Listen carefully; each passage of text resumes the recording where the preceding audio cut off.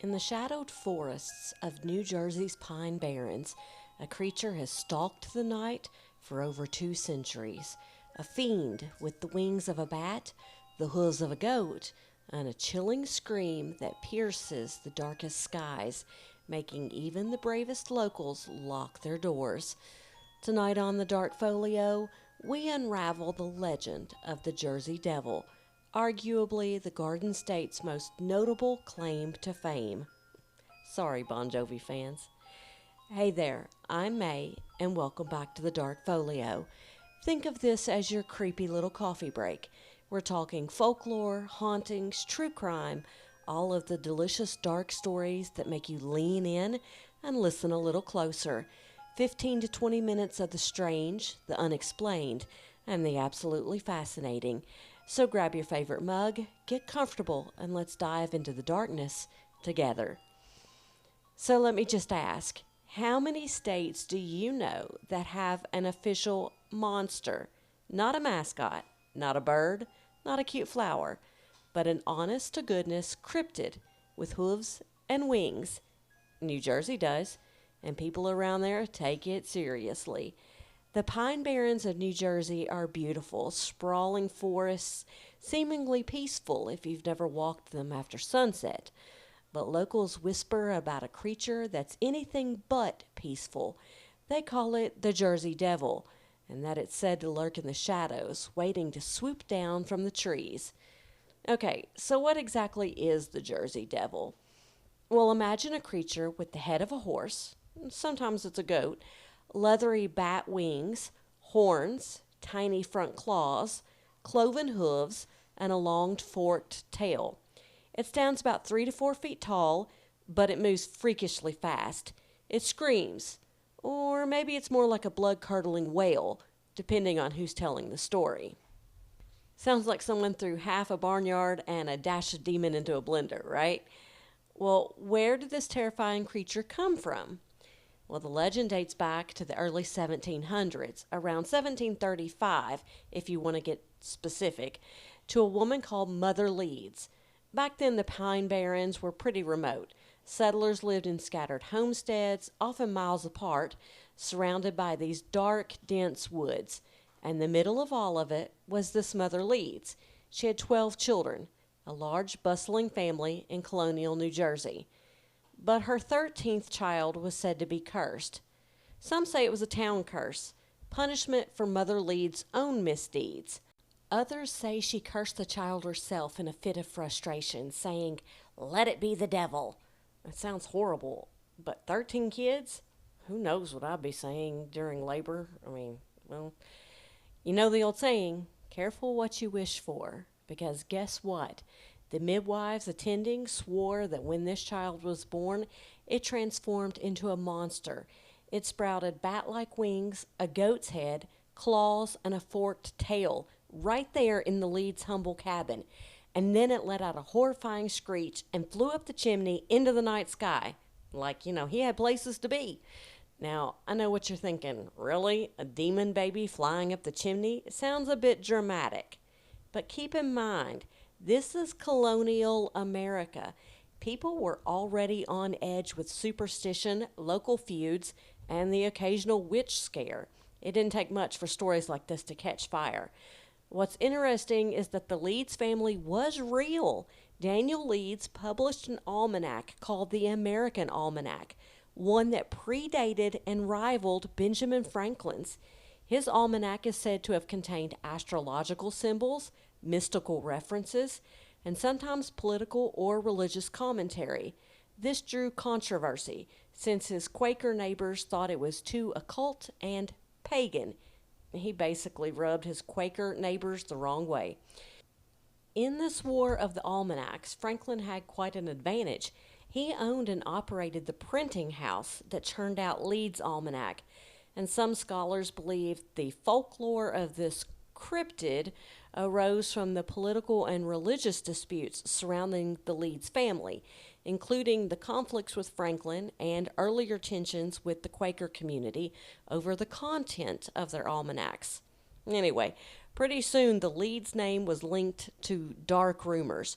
Over generations, that snowballed into the monstrous Leeds Devil, which eventually morphed into the Jersey Devil that we know today. But the legend just didn't stay in the 18th century. Police officers, reputable businessmen, and even a well-known politician claimed to have seen the creature. Joseph Bonaparte, Napoleon Bonaparte's elder brother, reportedly saw the Jersey Devil while hunting in Bordentown, New Jersey in 1820. Bonaparte reportedly found tracks of a creature walking on its hind legs, like a donkey. He followed the tracks, and when he turned, the creature was right before him. He described it as having a horse-like head, and then the creature hissed, flew away, and Bonaparte later recounted his story to friends. This account is one of the earliest reported sightings of the Jersey Devil. In 1909, there was this insane wave of sightings during a couple of weeks in January. This flurry of sightings and incidents gripped the region, sparking a panic across South Jersey and even in parts of Pennsylvania and Delaware. People from Philly all the way to Camden reported seeing this flying creature. It was like the Pine Barrens lost its mind. People claimed to hear blood-curdling screams at night, see strange footprints, and even find dead livestock. Newspapers printed sensational accounts, and the creature became a statewide obsession. Entire towns were losing their minds. There were newspaper headlines like, "The Leeds Devil Terrorizes New Jersey." Post offices reported people refusing to deliver mail. Schools were closed, and factories shut down as employees were too terrified to show up for work. Can you imagine that today?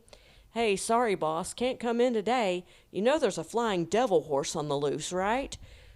Hunting parties consisting of police officers, hunters, and curious citizens went out into the woods with rifles and lanterns, hoping to catch it, but the devil always eluded them. One of the most famous incidents involved a postal carrier.